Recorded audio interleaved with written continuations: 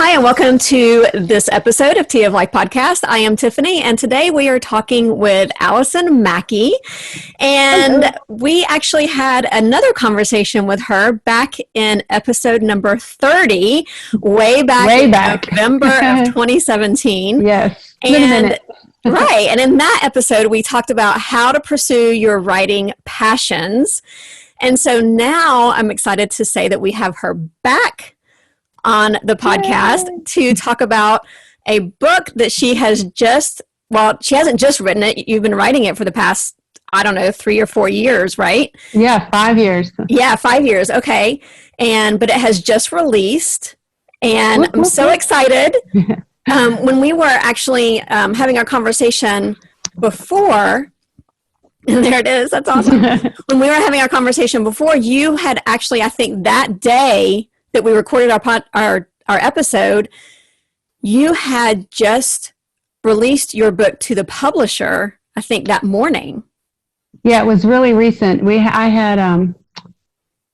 agent had started shopping it, and we had several different people that were interested in it at the time. So I'm trying to remember, back in November of 2017, I had not signed on a dotted line with Lifeway, who did end up publishing it. I didn't get their offer till the next spring, but I had some nibbles there at the beginning. Mm-hmm. So your book has finally made its debut just in time for summer reading, and as you saw, it's called The Edge of Everywhen, and here's my copy. Yay! And I love it. It's absolutely amazing.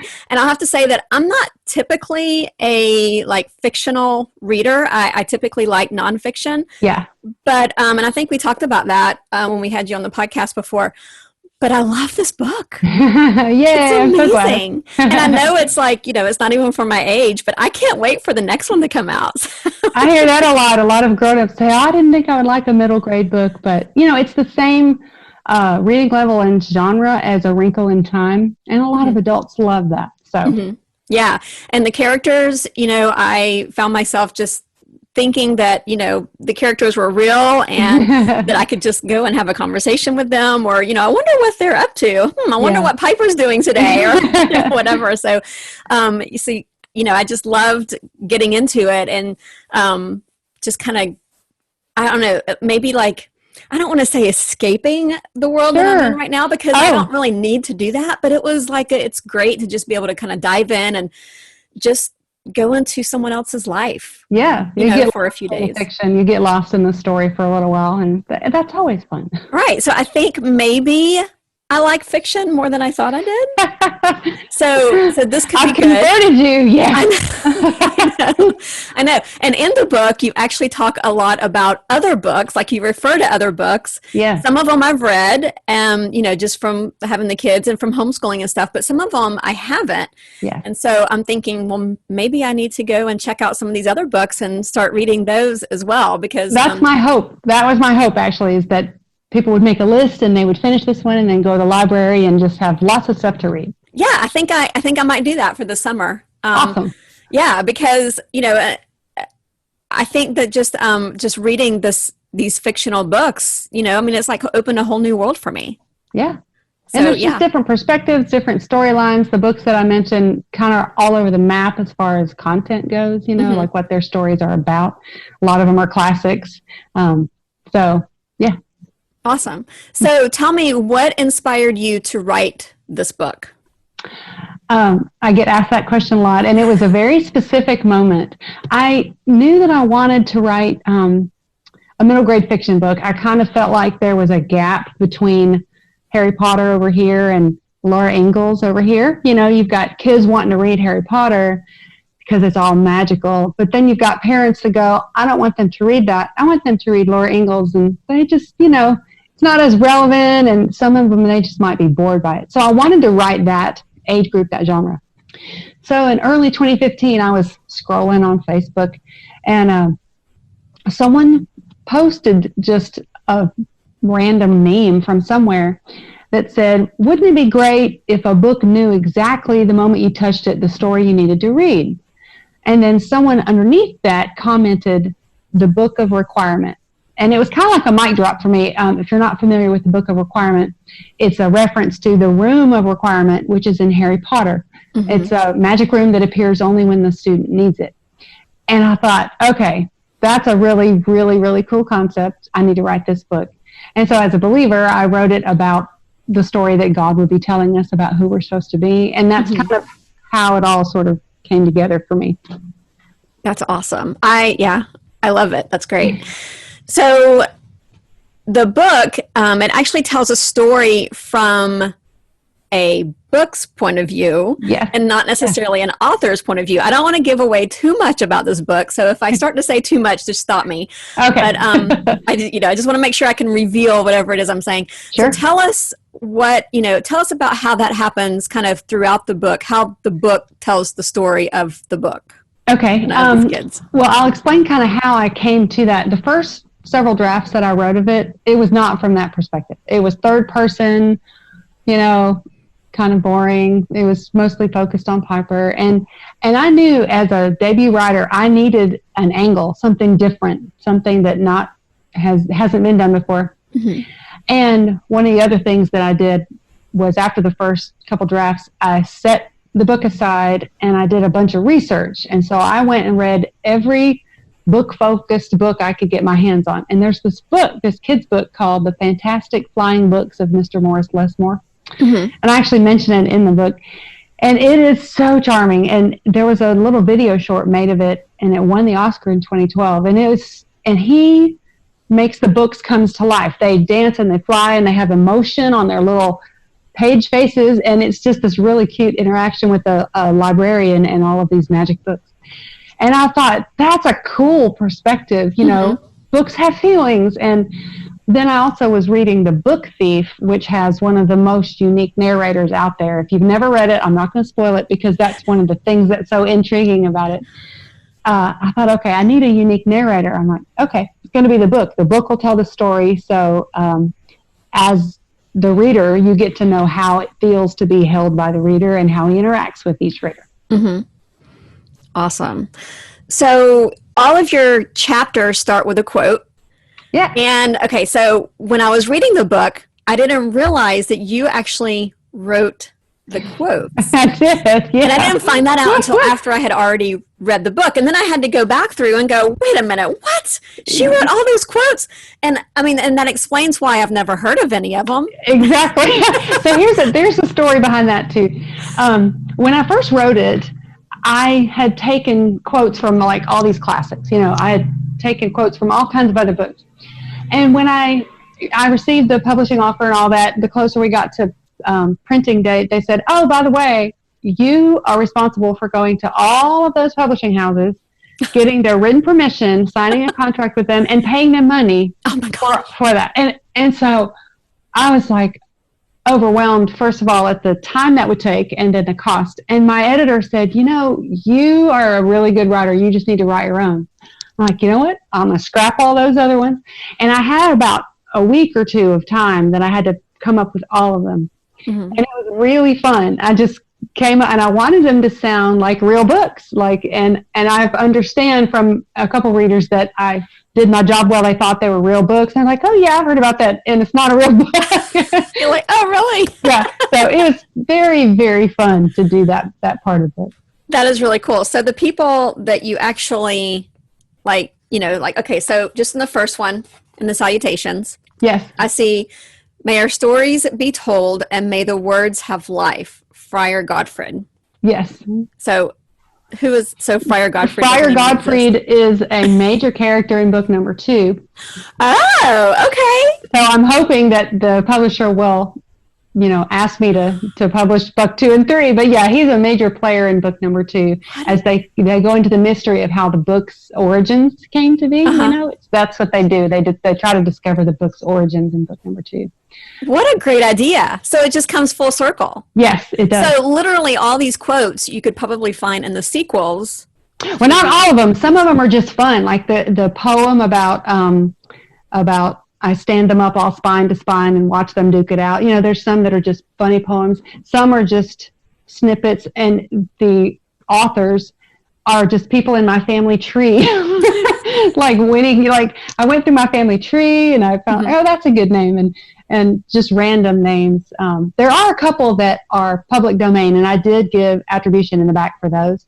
But yeah, the rest of them are just made up. So how do you sit and make up quotes? Well, okay. One way I got inspired to do that, I like to be on Goodreads, and Goodreads is big on lists, and they have lists of quotes. And so you just type in book-related quotes or book-centric quotes. And the, literature's full. There's hundreds and hundreds of them. So I began to read them, and I'm like, okay. And then I just made it my own. Yeah. So there's a lot of inspiration there, because it seems like, when you're going through life or going throughout your day, something can happen and a good quote can come to your mind, and you're like, oh, that's fantastic. I should totally write that down. But when you're sitting and you're like, oh my gosh, I have to come up with quotes. Like, I can't imagine, like my brain would be completely dead. Like, there's no way I'd be able to just pull that out. Yeah. I had to sequester, and I had to really focus for that because I knew I had a deadline, but it was I had a lot of fun doing that. Mm-hmm. And within a week too, you said you got it done within a week. Wow. Yeah. Wow. Do you work better under pressure? I do like having deadlines because that I'm under pressure is probably not the best word, but maybe a little bit. Okay. Maybe a little bit. Yeah. Yeah, I definitely do. I don't know, maybe my husband would disagree, but I get a lot more done when I'm under pressure. I don't know that I'll work better under pressure. Right. And I end result. get a lot, like I wrote the novel without a true hard deadline. And so I would sort of set deadlines for myself, I guess. I'm not really sure, but yeah, it helps a little. So what character are you in the book? Oh, what do you identify with? Let's see. Well, as far as Piper goes, I was that much of a book nerd at her age. I wasn't as gracious and kind as she was, but so as far as, I think I probably most identify with Sophia because she's a mess and she likes to cook, and her hair is always, unkept. So, yeah. So maybe a mix between Piper and Sophia. Yeah. I can see myself being the same way. I don't know, maybe a little bit of the aunt too. Oh, I'm sad to say, but and that's actually, I have a great, I don't know if she's actually a blood relative. When I was a child, we had an Aunt Beryl that's who she's named for. Like, she's actually someone in my family. Oh, yay. So she needs to not read the book then. Well, she was in her 90s when I was 6 or 7, so, she's okay now. Okay, yeah, so it's fine. And I actually no accountability there. Yeah, none. And I actually had, back in my family tree, my relative's name was Original Asher Brown was his name. Oh, wow. And so I was like, I got to use that name in a book somewhere. So that's where I came up with his name, was it's in my family tree. That's awesome. So you kind of wonder what was going through his mom's head. He's an original. He's an original. Like, did she just look at him and go, he's an original? And then, or was it like pronounced differently maybe or something? I don't know. And, today, if you heard some kid named Original, you wouldn't be surprised that much by it. But back in the 1800s when he lived, that was very original. I don't know. Yeah. Yeah, I guess so.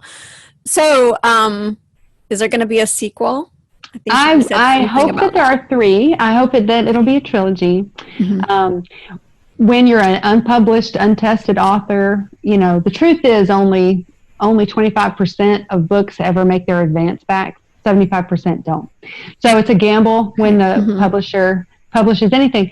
And so what they like to do is buy standalone books with series potential. Okay. That's what this is. So it could stand alone. My hope is that they're going to be, it's a smashing success, and they say, yes, we'd like 2 and 3. So have you already started it?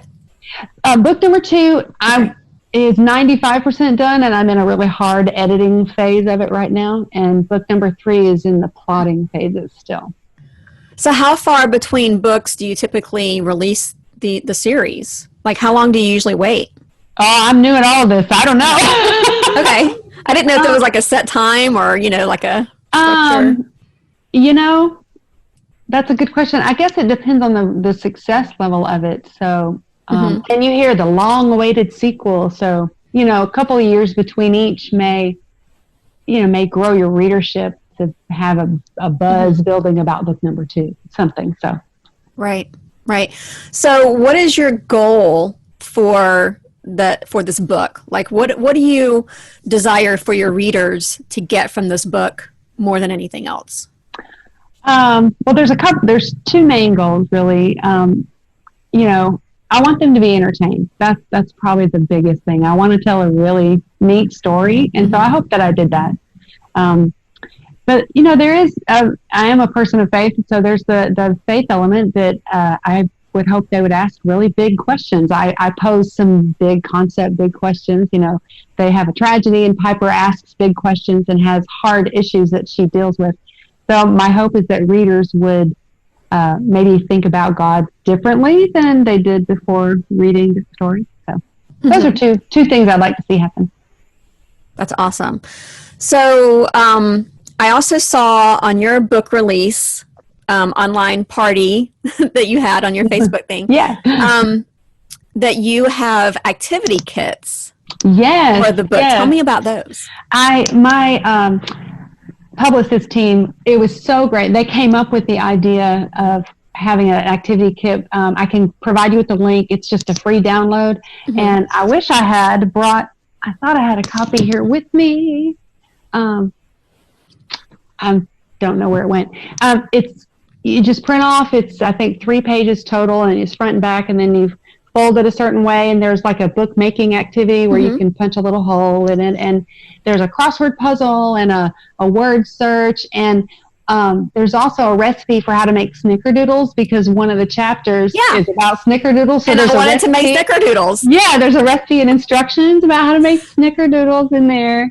And so it's a cute activity that parents could print off and do with their kids.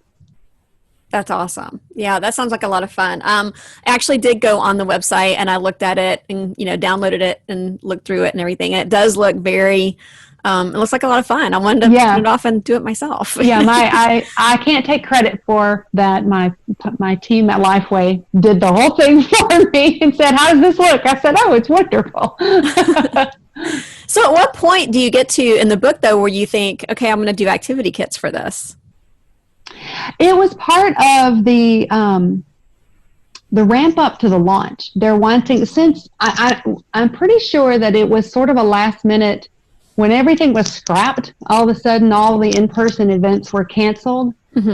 We didn't have an activity kit planned prior to that. And so I think it was one of those things, kids are stuck at home, let's give them something else to do. And so, if a kid has the book to read, that can be just an activity that they could do with it. Just because of the whole pandemic, we're stuck at home and everything's weird. So, I think it's brilliant. I thought it was a great idea. Perfect timing. Yeah, absolutely.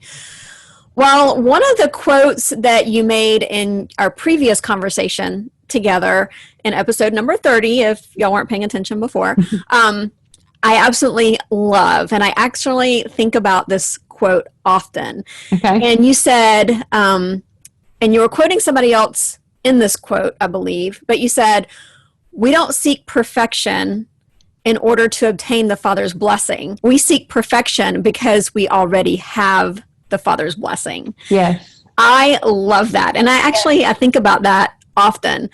So at what point do you think that you would get to in this book that you have written?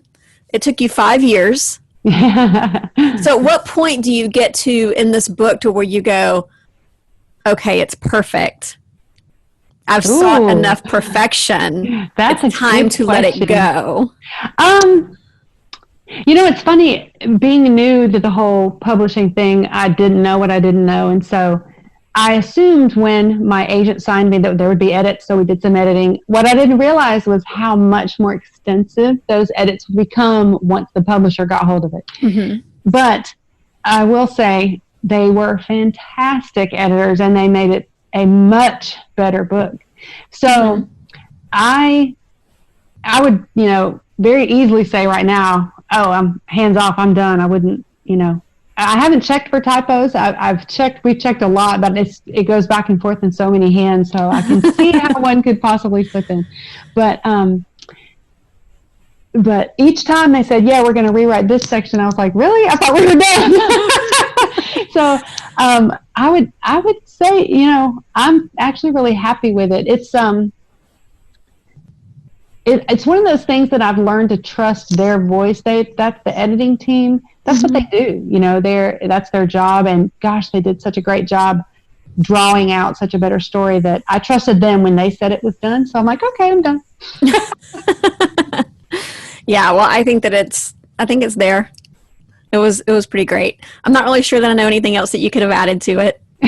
So, what age do you think that this book is mostly geared toward?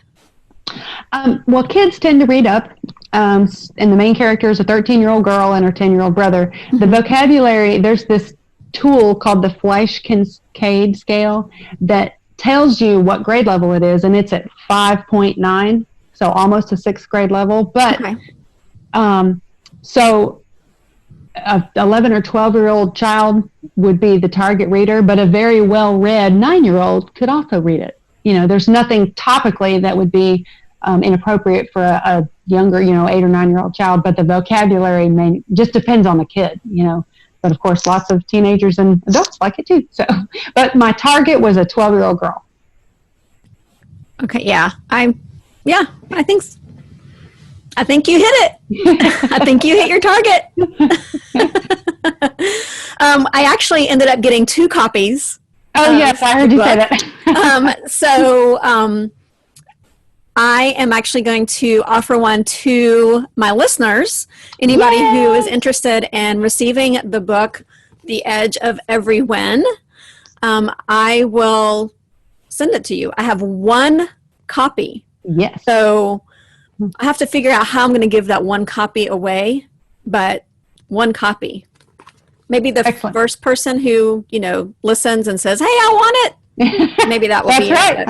I won't make it hard. I won't make it like a huge contest or anything like that. I've done that before, and I tend to forget, oh yeah, I'm running a contest. I should probably do something about that. 12,000 people later. Oh, sorry. I know, right? Whoops. Yeah, so we'll make it very easy. We won't make it hard at all. So, Allison, tell us where everybody can find your book and where they can find you and the activity pages. Okay.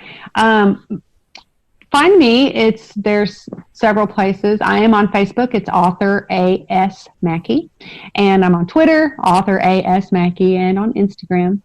And my website is www.asmackey.com. The activity kit is available on, it will be available on my website. It isn't at the moment because I'm trying to figure out my website.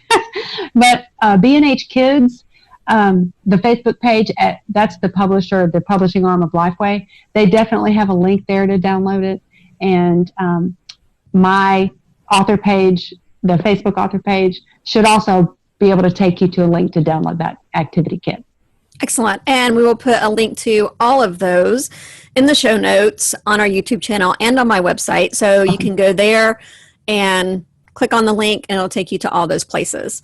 So Allison, is there anything else that you would like to add to our conversation to let our audience know about? It's just really been fun. My favorite thing to do is to go to schools and talk to kids about writing. I know that if I had more encouragement as a tween or teen, when you write, when you're younger and you're writing, you're like, here, you can read it. I hope it's not awful. We're all so insecure. And if I did have my senior high school teacher really encouraged me. And I remember that now, years later. So I love to go to schools. I've done that several times, and I know school, we had a bunch planned and then school let out.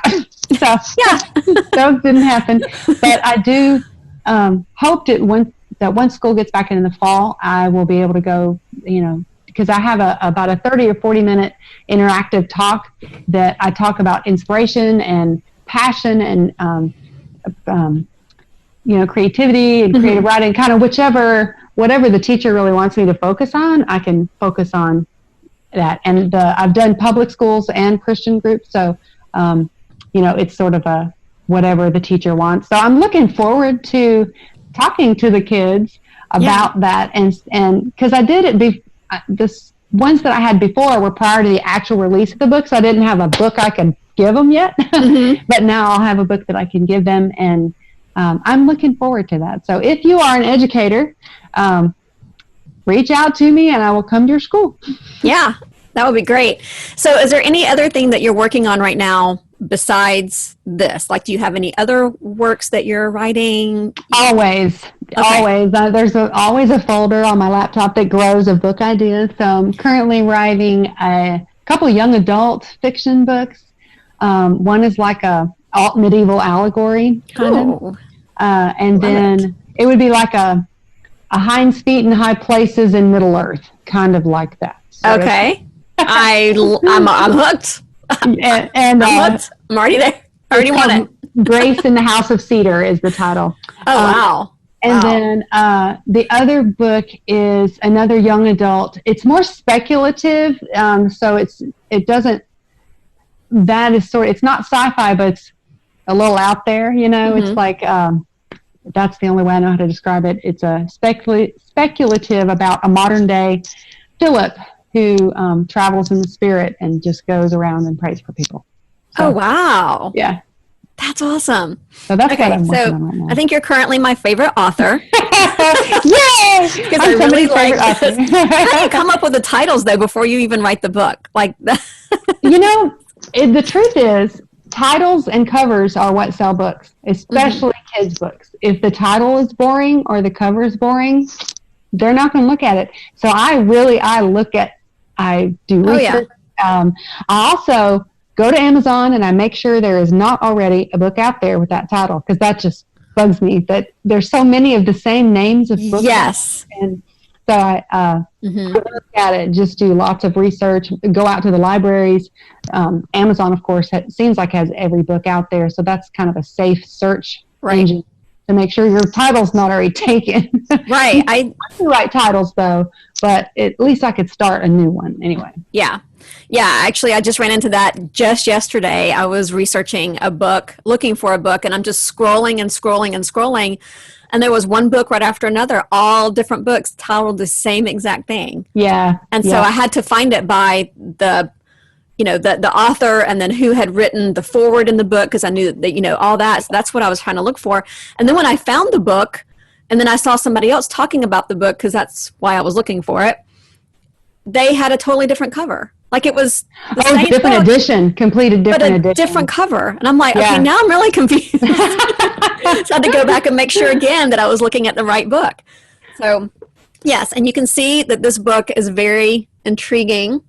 Like, just looking at the front of this book makes me, I don't know, I stared at it for minutes going, what are they doing? What are they looking at? And then, of course, it all makes sense, of course, when you're reading the book. Have I told you how much I like this book? It's fantastic. Funny story about the cover. When I wrote the characters of Piper and Phoenix, I didn't think of my own children. My children are grown. And but one of my son's friends came over and he looked at the book and he said, "Oh, that's Sarah and Jonathan." And I thought, oh my goodness, when Sarah was 13, Jonathan would have been 10. She had long blonde hair. She was taller than him. He had short dark hair. And I never made that connection until one of my son's friends pointed it out. I'm like, oh yeah, my kids are on the cover. Oh yeah, and then your kids are mortified then, right? Oh well, the good thing is it's just their back. So I was going to say they're too old to be mortified now. Like if they were younger, they like can they're say, older look, now, so they I'm on the cover. Yes, Isn't that and cool? then they're like, oh, that's me. Yes, that's me. That's great. So, page 85, actually. Page 85. I'll turn to page 85. It kind of explains a little bit about the Everywhen. Yes. So I was wondering if you would want to read the first two paragraphs. On page 85. On page 85. Okay, first two paragraphs. Okay, like where it starts Mr. Green and then ending at the disappears. Word disappears. Okay, sure. I got you. Mr. Green touched his finger to his nose with a wide grin and said, "Ding! Good answer, young lady. It's all of time. Every moment that has ever happened or ever will happen. We have such small brains that it's hard for us to think about things without time getting in the way. But time is a man-made invention. It helps my little head to realize that God isn't just everywhere, but he's also everywhen, before me, after me, writing this unending story that I'm a small part of. Gives me a little perspective, I suppose. So what's the edge of it then? Piper asked. Excellent question, Miss Prodigy, Mr. Green said. This is how I look at it. We're so wrapped up in ourselves and our lives and our problems that we think this is all there is, he said, waving his hands in the air and gesturing to the sky and the cottage porch. Most of us walk through life with an invisible wall around us, unaware of what exists outside our imagination.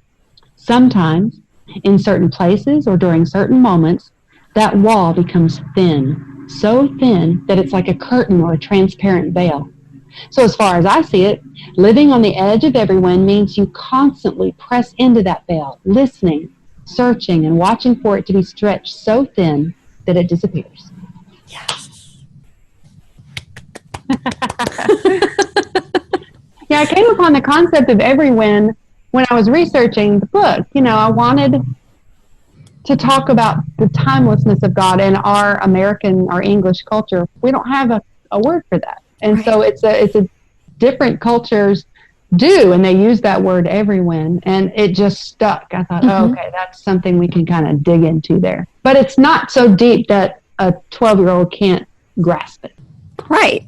And I love those two paragraphs. I love how you described it. And, once I got to that point, of course, you can ask me, what does every when mean? And I can probably figure that out based on every and when, right? But then when you got to that description, it just hit me and I thought, that's it.